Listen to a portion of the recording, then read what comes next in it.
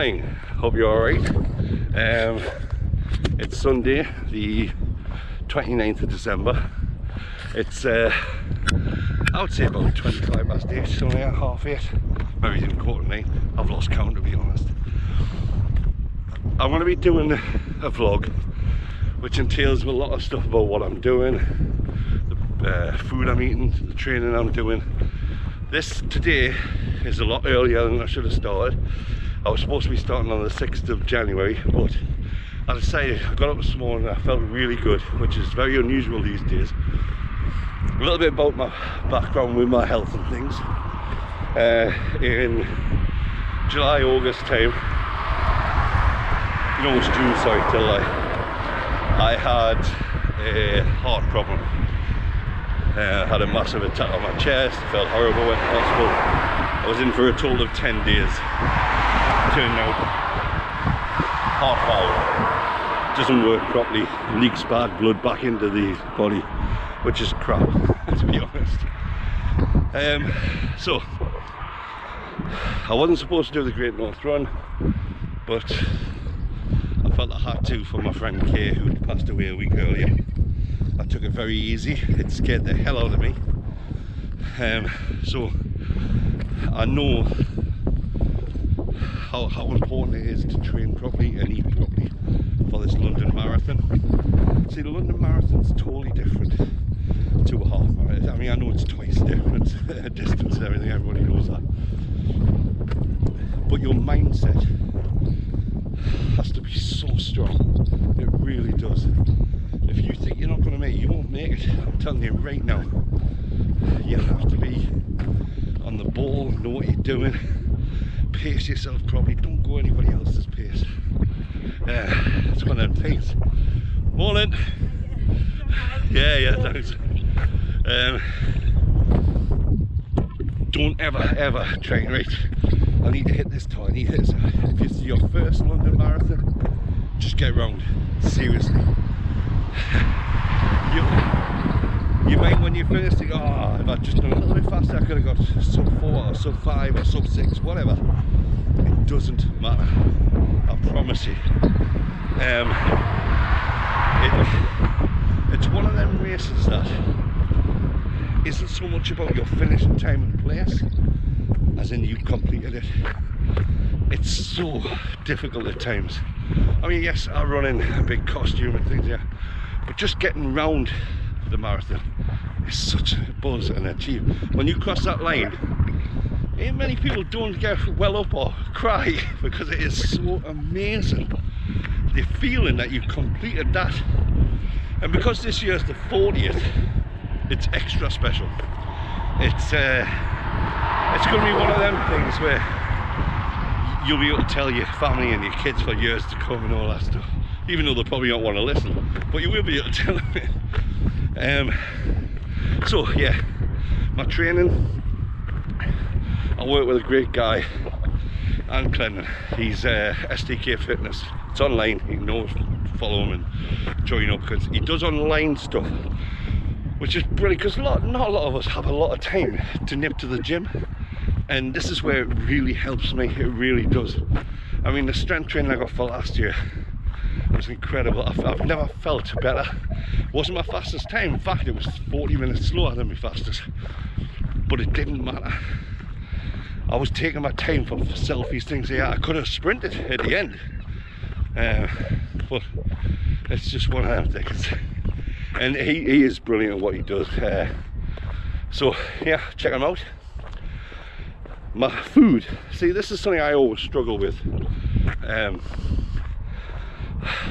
a typical person, you know, you like nice food, you like wine, a glass of beer, but when it comes to the London Marathon training, I do a lot of research for protein food, and you know, and the carbs are right and all this stuff, so I've got to be okay, because if I'm not, again, I struggle.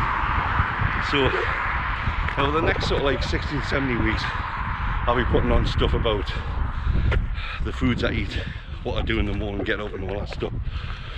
Morning lads, alright? And I just want to do this one, personal record for myself, and two, in case anybody has any sort of questions or they've never done it before and they struggle and they don't know what to do. There's loads of things online, but not everybody is online savvy with that kind of stuff. So yeah, looking forward to that. Thirdly, I'm lucky enough to be asked by Paula Radcliffe to try out a new device which is a little bit like a Garmin.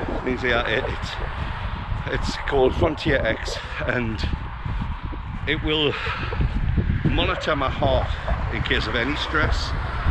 It will keep you breathing properly, all that sort of thing, and it will send a warnings beeps to you if it gets to the point where you're putting your heart into any stress whatsoever. So I'm really lucky she's asked me to do this.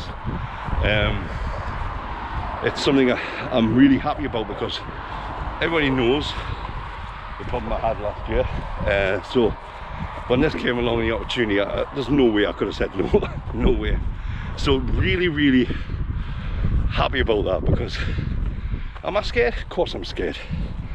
Anybody who's had any kind of injury or something, I'm always scared, even if it's like a sprain or a hamstring or a pulled muscle, something, whatever. You're terrified that first run back.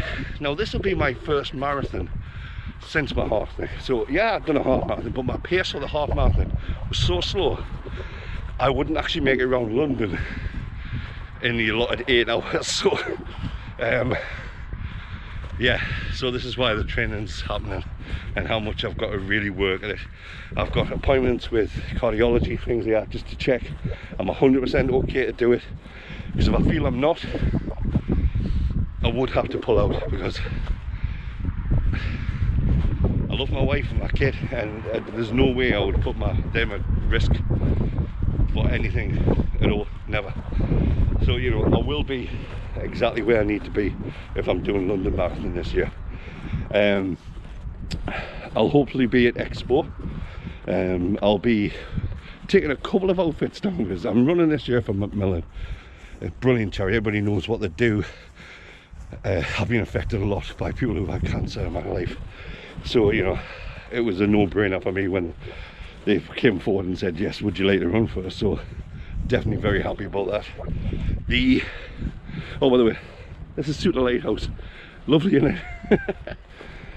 I've got to be honest, I'm very lucky where I live, because the area is so brilliant for running and getting out and strolling, things there.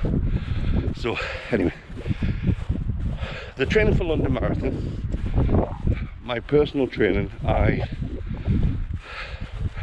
know this sounds stupid, right, and probably a lot of people will disagree with what I say here. I add a mile every week to my training.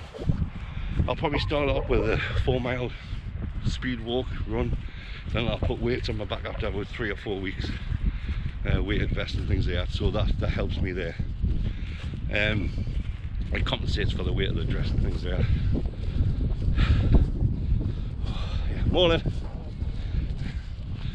Then the following weeks after that, like I say, I had a mile until I get to around about the 10th, 12th week, and then I taper down a bit. Because I'm not one of these people that needs to do the 26 mile in training. I don't think it's necessary. If you can get 22, you can get 26. That's simple.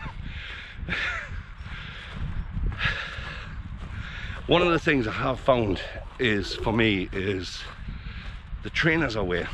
See, because I'm a size 14, 15, and that's really difficult at times. I mean, the best I've found so far are New Balance. They feel like you're floating, they're brilliant. But I get a lot of feet injuries. I think it's because of the weight of the dress and things, where, I mean, the first marathon I broke 2 toes and lost 10 toenails. So it was kind of it wasn't pleasant.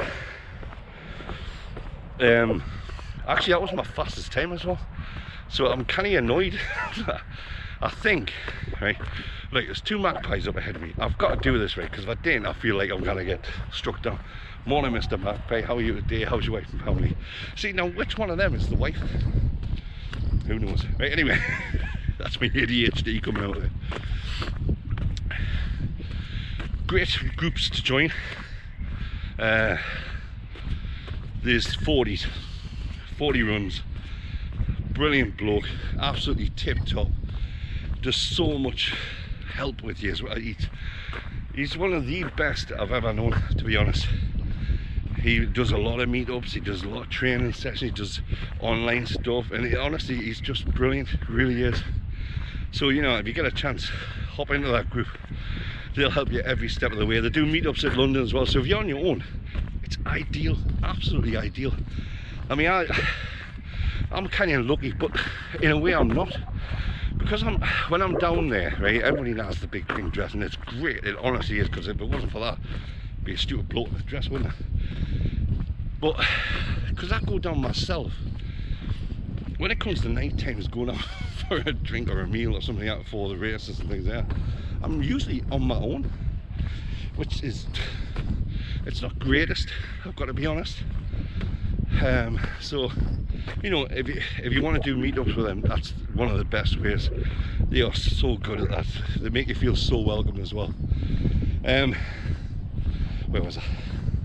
Yeah, so like I said, over the next sort of like 16 weeks, hopefully I'll be able to help with any questions you have or any training.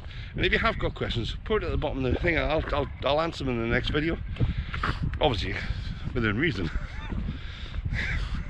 I don't really want to know, anybody wants to know what my favourite chocolate bar is, because that's not to do with it. So yeah, see where I run, by the way, and walk. Look at this, isn't this absolutely beautiful? Everybody thinks the northeast is full of industry and horrible places, but it's not like. So like I say, if you got any questions about London Marathon training, food wise, what's the best thing, where to stay, see, this is something that people don't really think about.